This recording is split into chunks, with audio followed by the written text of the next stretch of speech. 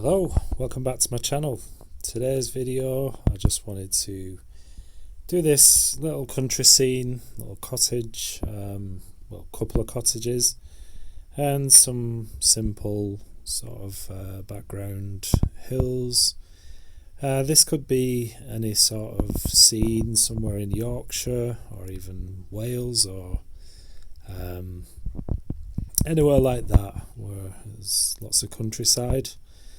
So just want to keep this quite simple, quite loose, and I've got some nice autumn colours to go in. So you can see I've done the initial sketch, just a light pencil sketch, and just going in to add the colours now. Again, if you're new to my channel, then please do subscribe, hit that like button and the notification bell. I do post videos like this each and every week.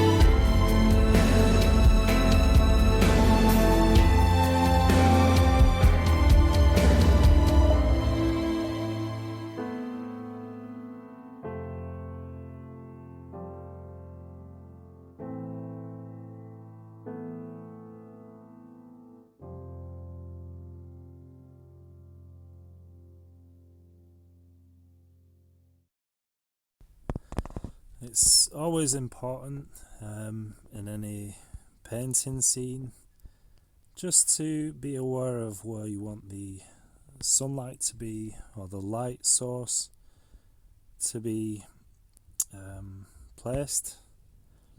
So this scene, I've got the light coming from the left hand side coming into the scene, so I will have some cast shadows go into the right of the scene. And obviously the buildings, you can see I've already done the gable ends, which are in shadow, so I wanted to get those sort of darker tones down first, so then I know how light to go with the sunlit side, the front of the cottages themselves. And I've used, it's mostly a mix of yellow ochre for the buildings, so just a slight touch of red to warm it up in places. And you can see the bottom of the building that's closest to us, with the sort of extended block attached. Coming down to that part, I've actually dropped in some sort of grey tone. I think it was actually a blue sort of tone mixing with the yellow ochre, just to give it a little different tone. Just go a little darker as it comes down to the roof of the garage or whatever it is attached.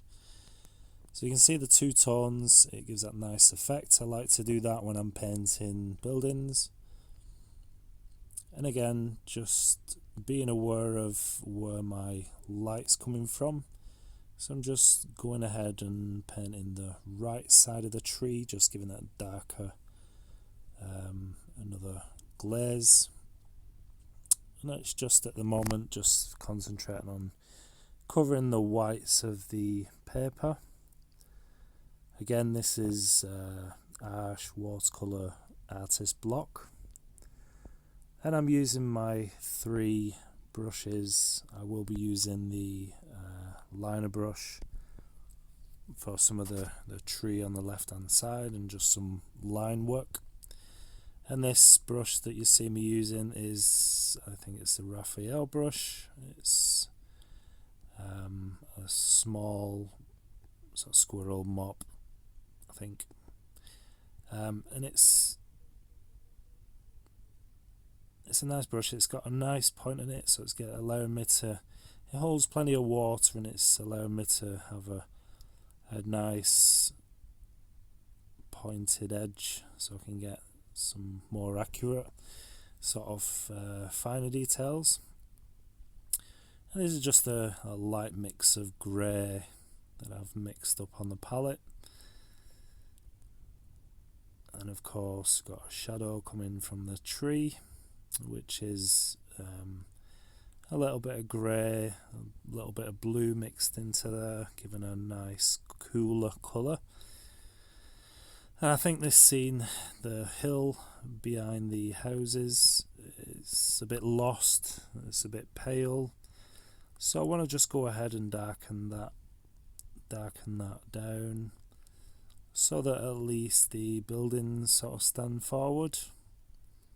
You got one or the other, just sort of having one darker than the other, and I decided to do the hills just a touch darker.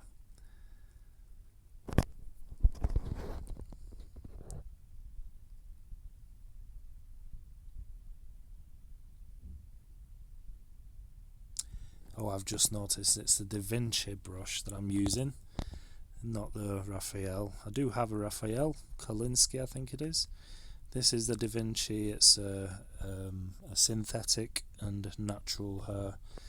It's a mix of both, so you get best of both worlds. It's got a nice sort of spring to the brush like a synthetic, and it's got the benefits of squirrel hair, so it does hold quite a lot of moisture in the brush.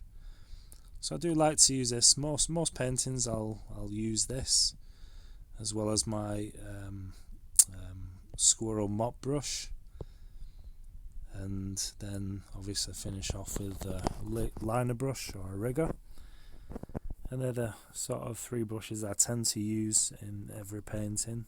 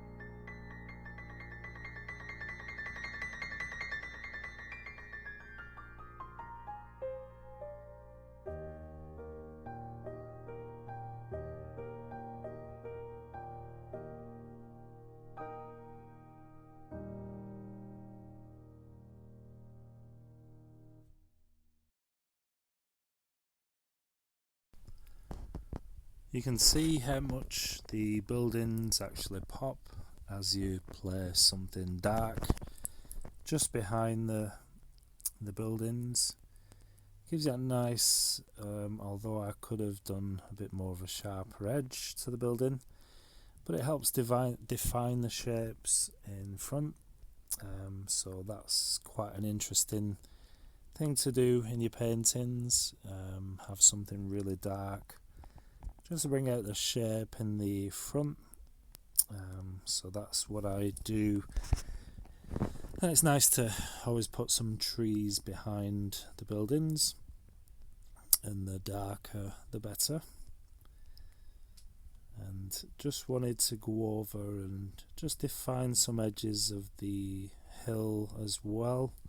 I will be going in and darkening the hill as well, that hillside that I'm just running my brush along. So I want it to be quite a dark tone, and obviously I can lift out in some places, just get some of that texture, just like a real hillside. If you do live near the hills, you'll notice there's always it's just not always one sort of colour.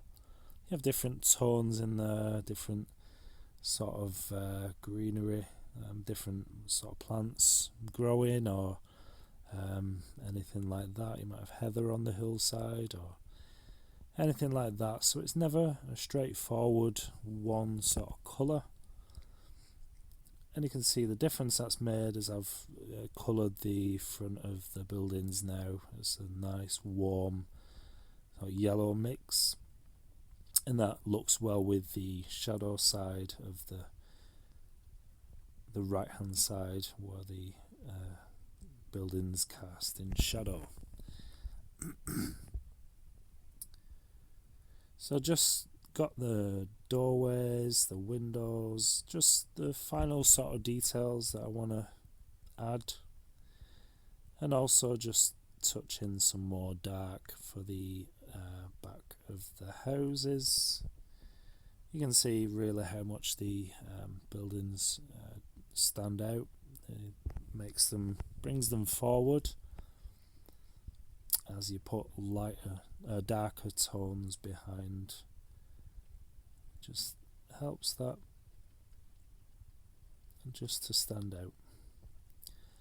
I just need to add darker tones on the chimneys as they are in shadow. Not sure I think that second one might be a bit too dark, but I will go in and fix that, I think.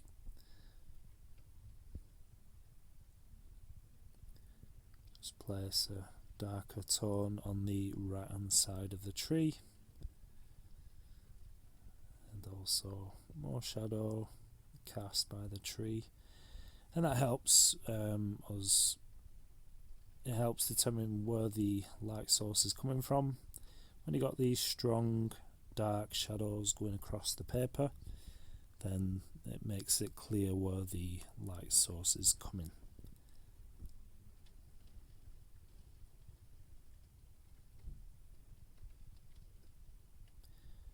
Now with windows, I'm not going too precise. It's nice to do loose, just a bit of either grey or blue, and leave some highlights in there if needs be, just to show that reflected light. And I've speeded this video up in just a few places because I didn't want to make it too long.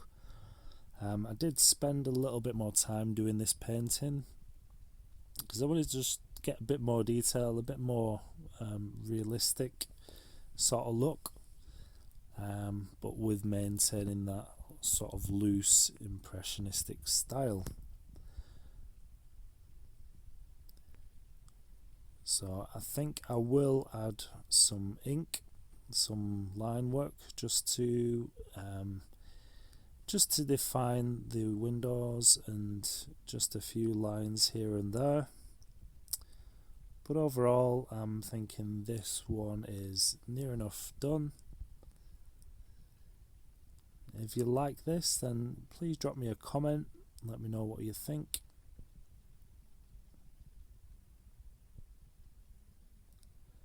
And also, if you're not already subscribed, I would appreciate if you subscribe to my channel for more videos like this.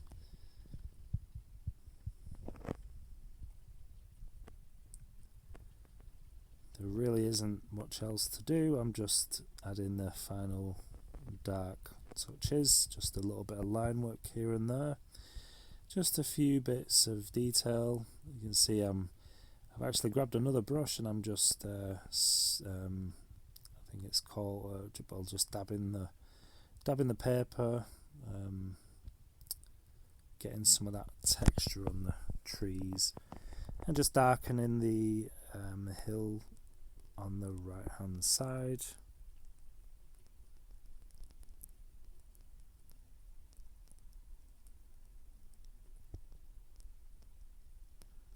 And I think that pretty much everything done now. And I think it's been successful. I've enjoyed painting. You can see the shadow side of the house and the light side of the house. The way that gives a nice contrast, I think that works. Let me know what you think in the comments.